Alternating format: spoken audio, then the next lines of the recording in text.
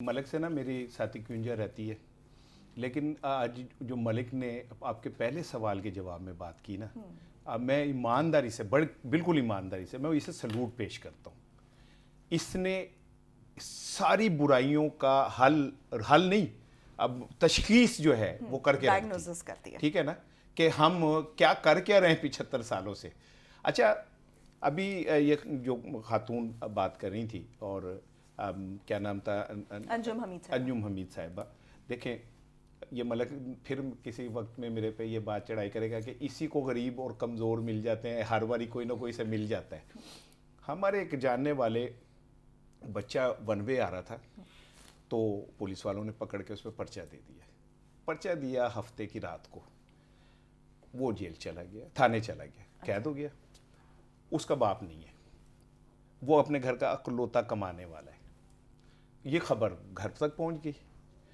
उसकी माँ, बूढ़ी माँ, शदीद सर्दी में, और वो थाने पहुंच गई, थाना मुजम्मिल। वहां जाके जब वो अंदर घुसने लगी तो उसने जो मुझे बताया, 8 आंसू रोते हुए बताया, और मुझे समझ नहीं आ रही थी कि इसकी जो सिसकियां हैं, वो इसकी जो आहें हैं, ये किसको लेके डूबेंगी। वो कहती है मुझे ना मिलने देते, कोई फ़र्क नहीं पड़ रहा था, मुझे धक्के तो ना देते, मुझे वो थानेदार गालियां तो ना देता, ठीक है ना। तो क्या इस सिस्टम के अंदर ये जो जजेस बैठे हैं, इनकी इज्जत रह गई?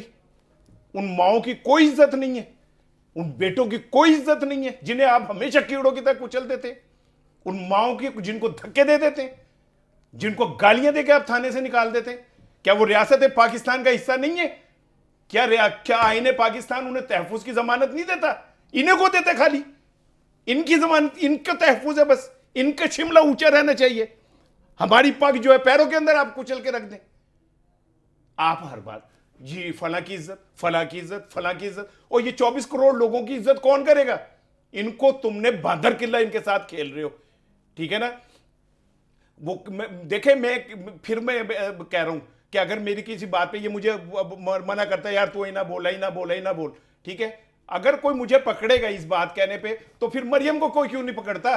एमन वली खान को कोई क्यों नहीं पकड़ रहा, जिन्होंने सीधी जजेस का नाम लेके धमकियां दी हैं, ठीक है। मैं जजेस का बड़ा एहतराम करता हूं, हाथ जोड़ के एहतराम करता हूं, ठीक है ना, लेकिन जजेस को भी अपने एहतराम को यकीनी बनाना चाहिए ना। आपको भी तो कंडक्ट करना चाहिए, किरदार बनाना चाहिए कि लोग आपका एहतराम करें। ये थोड़ी है कि आप कहे क्योंकि मैं चौधरी हां तो हूं मैनू हर बंदा चौधरी मने।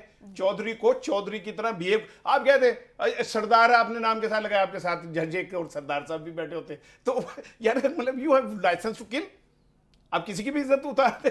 तो मैं ये समझता हूं कि मेरा ख्याल है जाती तौर पे कि बाहमी एहतराम जो है ना, आप एहतराम करें और एहतराम पाएं। आप फैसले वो करें जिससे आपको एहतराम की नज़र से देखा जाए, आपको एहतराम मिलना शुरू हो जाएगा। जो मौजूदा चीफ जस्टिस हैं, उन्होंने जब वो आए थे और अपने ओहदे का हल्फ उठाया था, तो उन्होंने कैटेगोरिकली ये कहा था कि हम कोई मुकद्दस नहीं है, आप हम पर भी उंगली उठा सकते हैं, आप हमें भी एहतसाब के कटहरे में ला सकते हैं। अच्छी बात है, बहुत अच्छी बात है, मैं उन्हें सलाम पेश करता हूं। मलिक साहब, क्या जो तमाम सियासतदान हैं वो भी इस कानून के कटहरे में आएंगे? अभी जैसे मलिक साहब कह रहे थे कि सबको लेकर आए इस कटहरे में। राणे ने जितनी तरीफ मेरी कर दी, मैंने तो समझ नहीं आ रही, मैं तो बोलना किस तरह। मैंने तो 3-4 लड़ाइयाँ भी इससे कैंसिल कर दी, आज तो थ्रिल आता है ना, मैं अपने मेरा फिर वही आर्गूमेंट है। देखें, वो जब तक देखिए गाड़ी के 4 पहिए हैं ना, आपने कोई ऐसी दुनिया में गाड़ी देखी जिसके चारों पहिए इकट्ठे हो जाएं, एक पहिया आगे, एक पहिया पीछे, एक आगे, ये है स्टेट। आप 4 पहियों में एक फासला रखते हैं। सियासत रहने दें, अदालत रहने दें, इंतजामिया रहने दें। और ये सांदे तक नहीं पता लगा कि पहिए की नहीं समझ आ सकी कोई। मैं बार बार कह रहा हूँ, मैंने छोटी सी बात नहीं की कि 203 ममालिक है, मुझे कोई मुल्क दिखा दें जिसके 5 प्राइम मिनिस्टर इस तरह अदालतों से गए हो। देखिए, आप मतलब मेरा इस शो से जाने का एक ही तरीका बनता है कि मैं परफॉर्म से ही ना करूं, मैं गैर इखलाकी जर्नलिज्म करूं, या मैं झूठ बोलूं, जो मेरा प्रोफेशन ही बनता। अगर मैं किसी का रिश्तेदार हूं, अगर मेरी पर्ची से यहाँ निकल गए तो फिर वो जर्नलिज्म नहीं है। यही मेरा रोना है। आप कोई जर्नलिस्ट ये बात नहीं करेगा। मैं कहता हूँ आप जो मर्जी कर लें।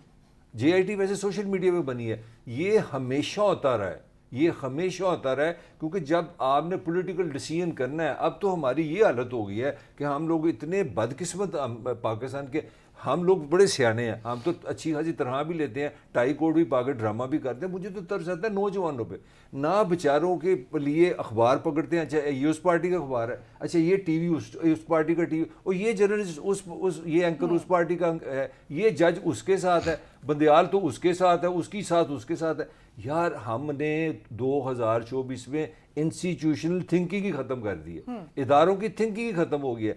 जिस उम्र में मैं जब पैदा हुआ था ना, जिस मुल्क में मैं पैदा हुआ था, हमारी लड़ाई थोड़ी सी पॉलिटिकल थी, वो भी जैली थी। आई ऑनेस्टली बिलीव कि जुल्फ़कार अली भुट्टो रोटी कपड़ा मकान देगा, और मेरा ऑनेस्टली ख्याल था कि नवाज शरीफ जो है वो जनरल ज़िया की पेशकश है, ये आमरीत की पैदावार है, ये नलायक आदमी है। हमारा इस पर बिलीव था और हम इसलिए स्ट्रगल करते थे। अब मुझे पता है क्या आपने बच्चों को दिया, ये सोशल मीडिया है, गुआचे काम में मरवत जैसे आपने टिकटॉकर दे दिए हैं, जिस पे कभी लड़ाई हो रही है। मुझे आप सारे शो निकाल लें, मुझे तो लगा हम जैसे MBBS अपना LLB करना है, लॉ कॉलेज आके दाखिला ले लें, पूरा राणे तन कभी लगा है हम पॉलिटिक्स डिस्कस करते हैं, 5 रोज केस आगे पड़े होते हैं। तो यार कुछ मतलब थोड़ा सा अदालतें ज्यादा डिस्कस होती हैं, एग्जैक्टली, और सारे केसेस ही अदालतों में चले जाते हैं, तो फिर उसके बाद मामला